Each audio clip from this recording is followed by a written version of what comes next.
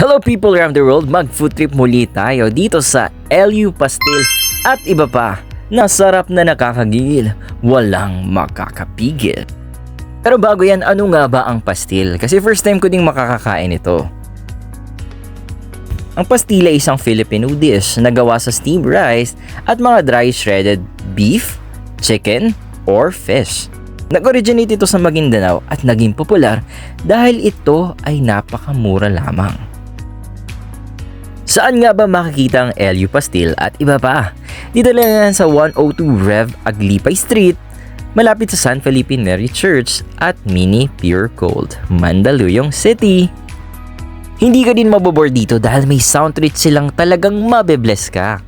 Pero bakit nga ba LU Pastil at iba pa? LU Pastil kasi galing kay Papa, yun yung pangalan ni Papa, LU Terio. So LU means God, Terio means terror.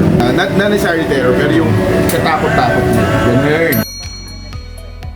Actually, the idea ng pastil came from Sheila.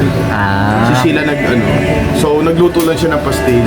First time ko rin makakain ng pastil, hindi ako masyadong jive nung una. Tapos, ayun, nag-try kami ng pastil sa mga iba't ibang places. Nag-benchmark kami. Ang reason din namin kaya ako motivated kasi dun sa kantang ang Panginoon ng pastil, hindi magkukulit. Galing. So, heto na. Susubukan na natin ang pastil.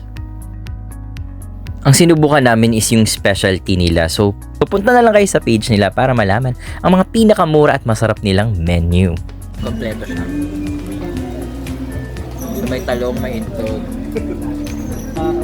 may kamatis, may galing, all in.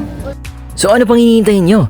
Dahil na dito sa LU Pastil at iba pa. Thank you for watching!